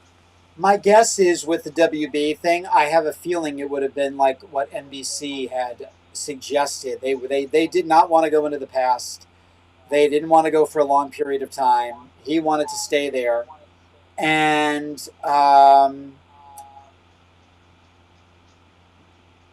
that 1795 or seven, whatever it would have been, might have been one episode. See, I think that's a mistake. Me too. For any of the, Me too. That's Dark Shadows. The time travel and the rep company feel of having the same actors play different characters, and descendants of one another and all of that. That's some of the stuff that we love. They'd be crazy to maybe shorten some of them. Like 1897 went on for a little long. Maybe shorten it, but 10 months and change. Yeah.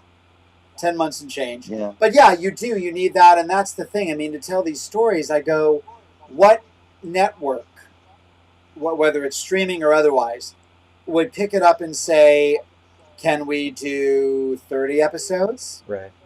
Can we do 26 episodes? Because it's and God bless Mr. Curtis. He was right with Brandon Tartikoff when he's like, I can't do this in 5 hours, Brandon. It's not enough time. Yeah. There's too much scope. It almost needs a sort of like, Downton Abbey and all that, a PBS swing. Like, you almost need a network that is going to provide, because you're telling, and this is going to sound cheesy, this is going to sound like the ultimate fanboy, but you are telling an epic story. You are telling and this story needs to be told in its entirety. And I think that, I don't know if it's the BBC. I don't know ultimately who is behind Downton Abbey, and I really don't. Bravo, I thought. Or the Poirot and all that. You need all that. You need somebody with the patience and story to allow for it and keep it in period. The whole thing has to be period. It cannot be in the present. For it to work, can't be in the present. No, it just doesn't. It just. What was I watching recently that I said? Well, again, Christopher Lee. We talked about the fact that he got very upset when they started bringing the Dracula story into the present day. He just felt it didn't make any sense. Right. I'll tell you another thing I noticed. My son is watching Dexter. Are you both familiar with Dexter? Yes. I'm familiar with the original one, but I haven't seen the reboot. My son is into the I guess the original, and I said, it's interesting. I was watching this. He's a serial killer that kills people who deserve it, I guess, wicked people. Exactly. And he's got his girlfriend comes back after him, one of his girlfriends, and she's obsessed with him, and she wants to get back into his life at any cost. And it's interesting to me because he's killing people, but I said how quickly the audience forgets that he's a mass murderer, because he's killing people that deserve it. And he's had a rough childhood, and he's mixed up. And I said to my son, you do realize that this is Dark Shadows, right? I said, you're watching Barnabas, who didn't want to have to kill people and deal with bad people, and the struggle made the audience forget.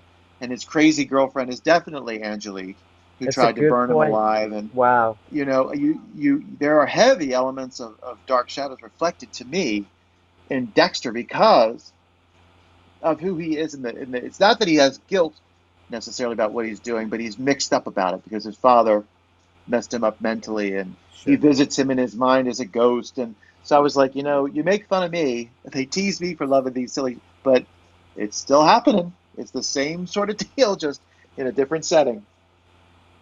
Agreed. Well, and that's like in the business they call it, shaving a haircut. Yeah, 2 bits. Yeah, shaving a haircut. That's it. I think it's wild.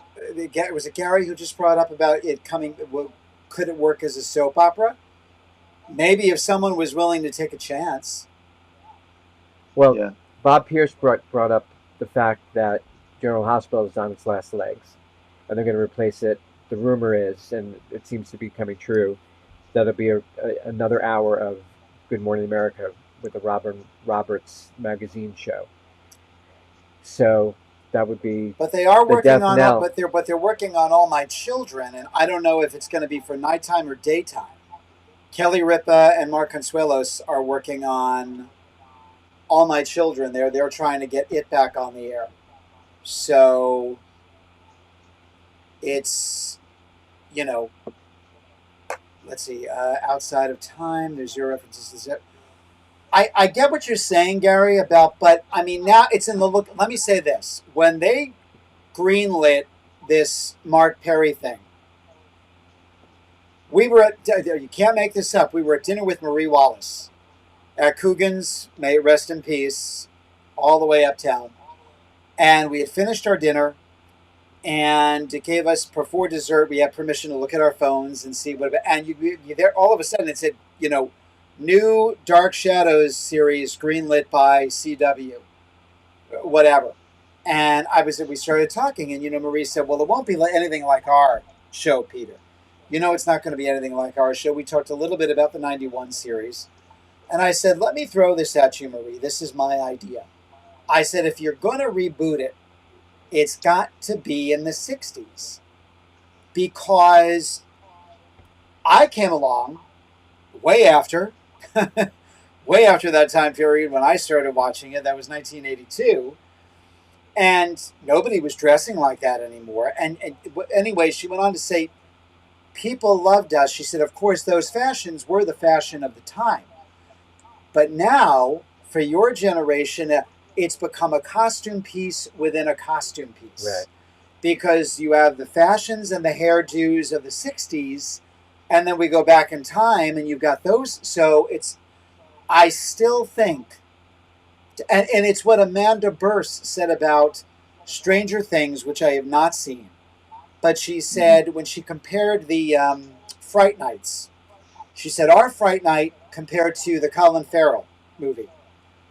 Our movie had layers, she said. It was scary, and the characters were lovable, and there was some humor in there, whereas the remake was one note intense all the way through.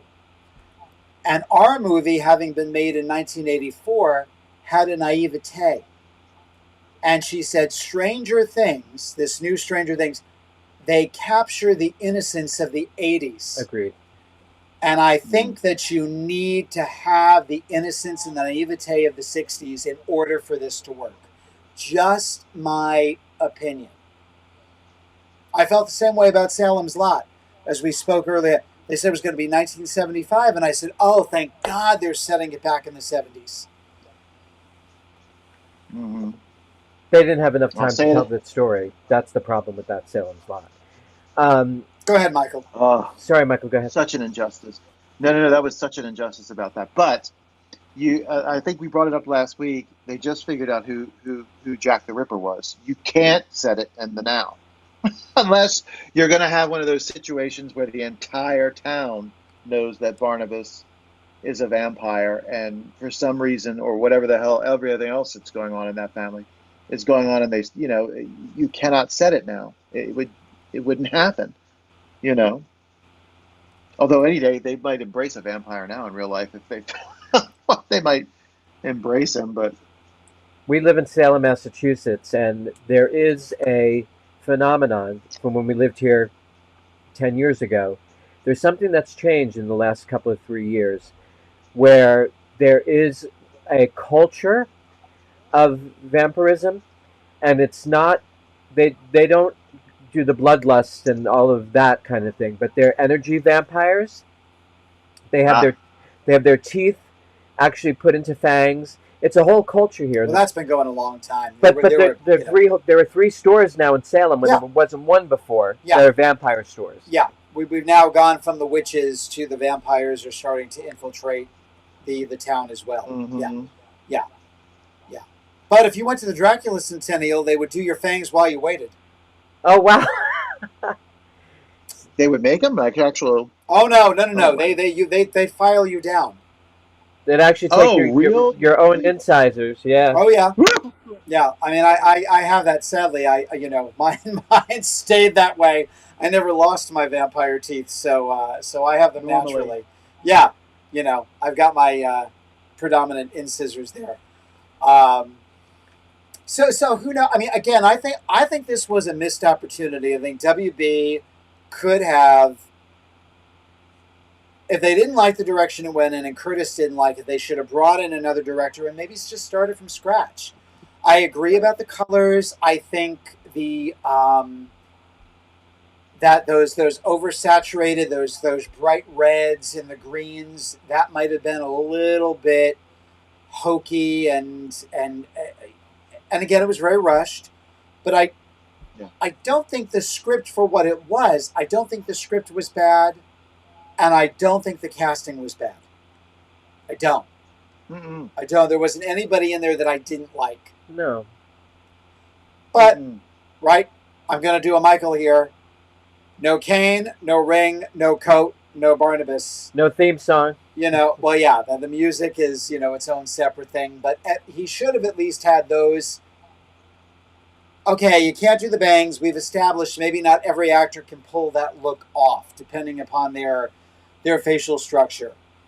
Unless you go for a more generic Caesar cut, you could maybe do something like that, which a lot of guys are kind of doing again. You could do that, so maybe not quite those very very pulled over, but maybe more of a point. I think with the ring and the cane, like we said before, we aired. The thing is that people need to remember about Barnabas, and it kind of goes, is that Barnabas is a man out of his time and a time that he was passionate about.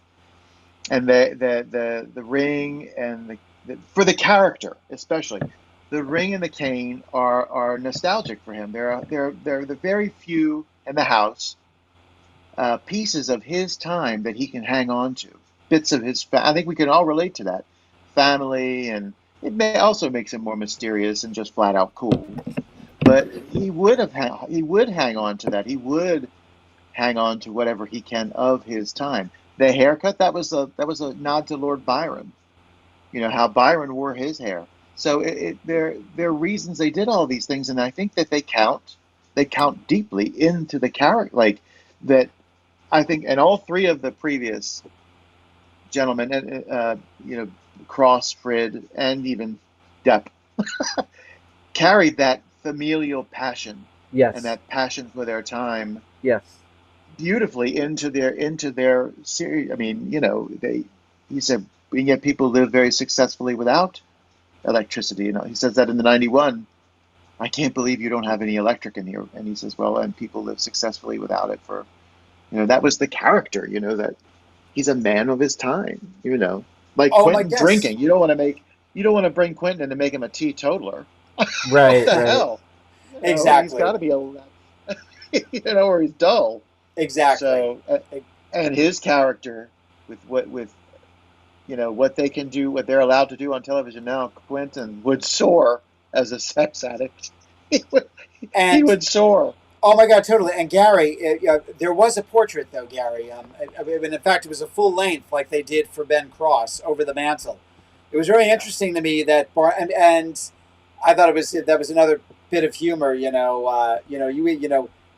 look just like him. You even have his name, and he's like, "Well, my parents had very little imagination." I thought that was great too.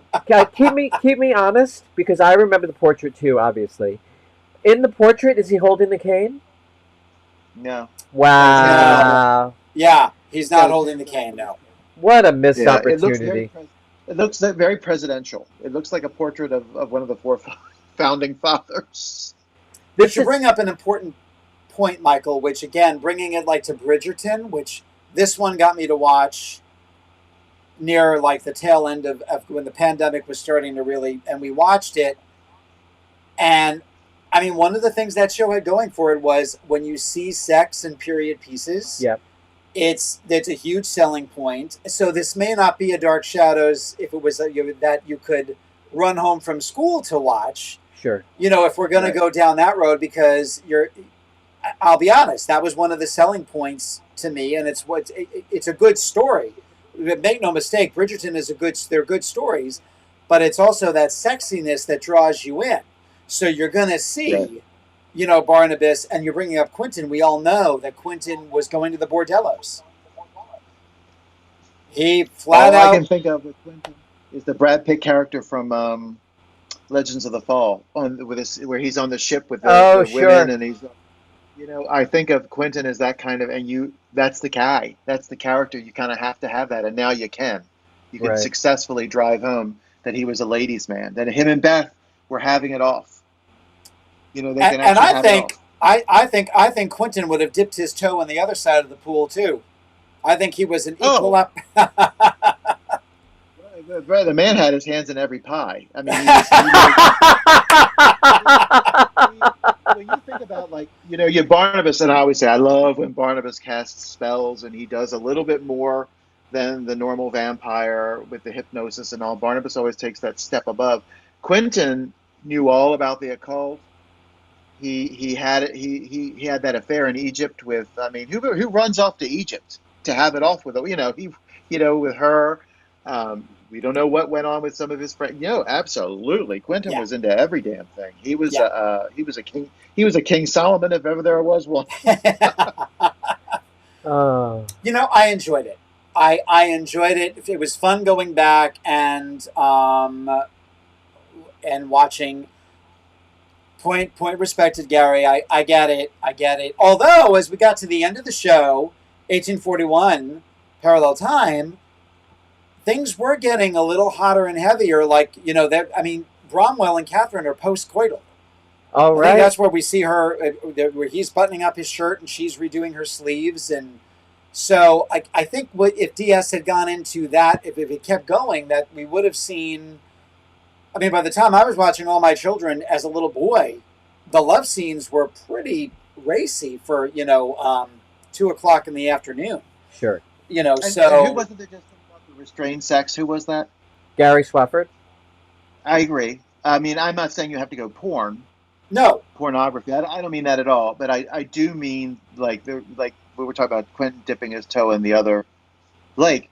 Now they can show evidence something about, Interview with the Vampire, it's out now, but they can be freer with these storylines than they were, back then. Sure. And I do think we should throw this out there that, a modern day Dark Shadows would have to include LGBTQIA plus characters.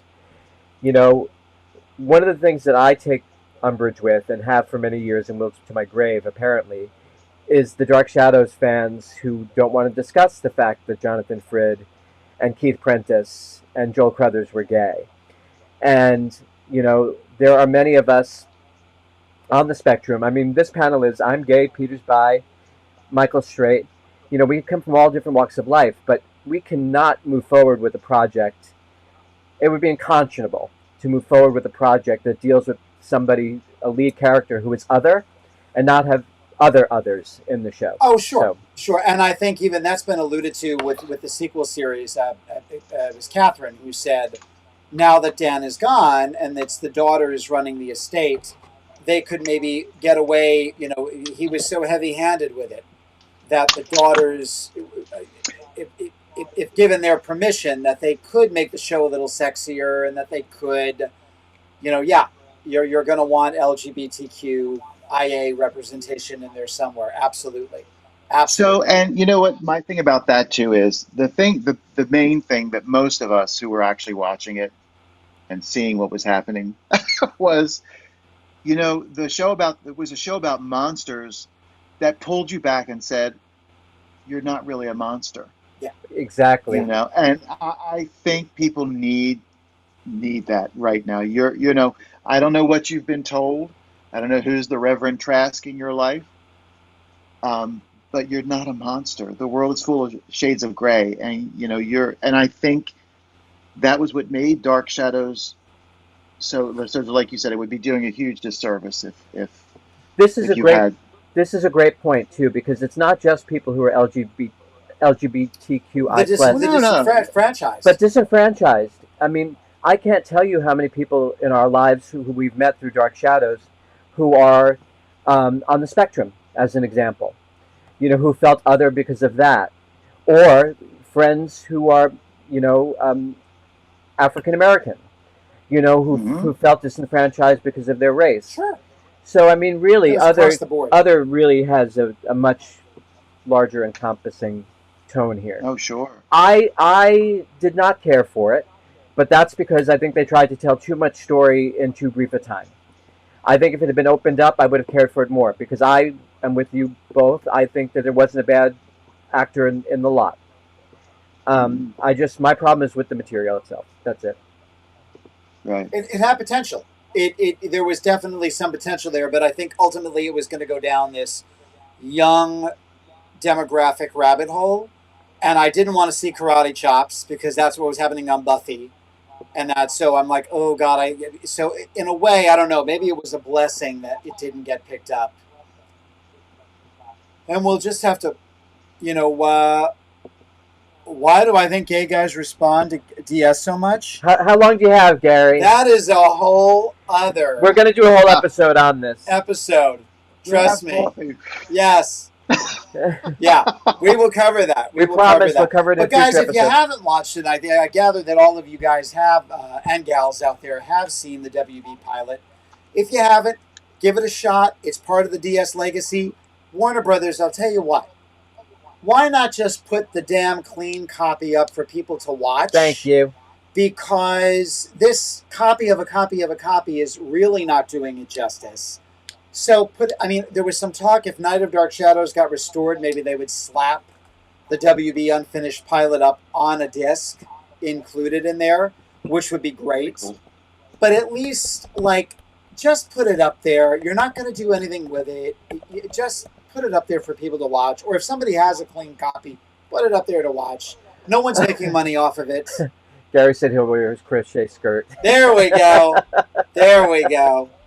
We'll all I get. personally would love to see them do it again, if for no other reason, because I want to see in this new age of what we can do and all that, those moments when Barnabas and the werewolf tangle. I would love to see that now. And I think about that sometimes with Ben Cross. Oh, I would have loved to seen him tangle with the werewolf.